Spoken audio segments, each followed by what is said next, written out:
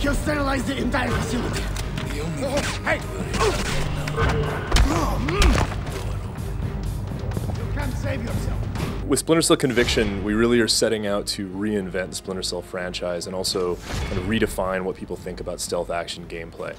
We're moving away from the model of using, light and shadow to be invisible and using it more as a tool for being the predator.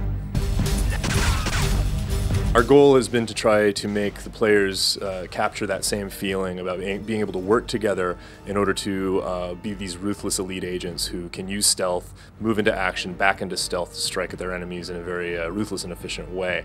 Easy, I got you. For us, that meant a co-op multiplayer experience and to focus on co-op for 2 players. The reason being that if you look at what Splinter Cell Conviction's about, it's taking Sam, taking the leash off of Sam, allowing him to kind of apply his ruthlessness and his efficiency without the usual kind of rules of engagement buzzing in his ear. For us, we wanted to be able to take that same experience and apply it in a multiplayer context. Rather than having the players kind of stalking each other around trying to apply the same mechanics, it was interesting for us to let them feel powerful, but also do it in a way that was coordinated. Reward the players for working together, not just in a stealth way, but in an action way. Instead of being the Panther, now we're the 2 lone wolves that are kind of stalking our prey and able to kind of flank them from different sides.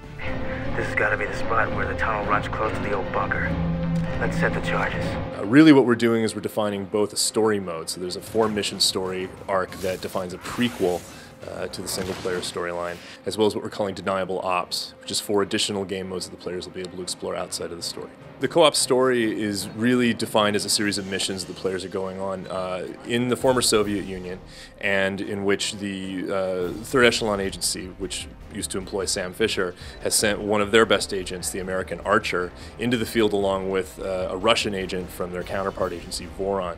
And these 2 agents who don't really like each other and they don't really trust each other have to work together, kind of set aside their differences in order to be able to intercept these EMP warheads that are being sold to the black market. And in terms of deniable ops, what we're focusing on is more of the missions that will challenge players in a lot of different ways to use those same co-op mechanics. So for example, our hunter mode, going into a map and eliminating the enemies you find there, all the way up to what we're calling our sort of adversarial mode, which is our spy versus spy mode. We call it face off.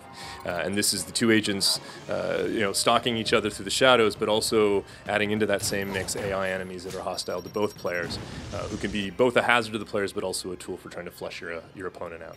Security teams are conducting sweeps through the area at this time. One of the things that we really like to do is reward the players that are the completionists and the ones that really like to dig deep into what the mechanics of the game have to offer. So what we've done is we've created a system of challenges that are associated with all these different game ingredients, things like mark and execute, or using last known position, or using chokehold and revive mechanics. And by completing those challenges, either in single player or in co-op, the players are earning what are essentially experience points. This is part of our persistent elite creation system.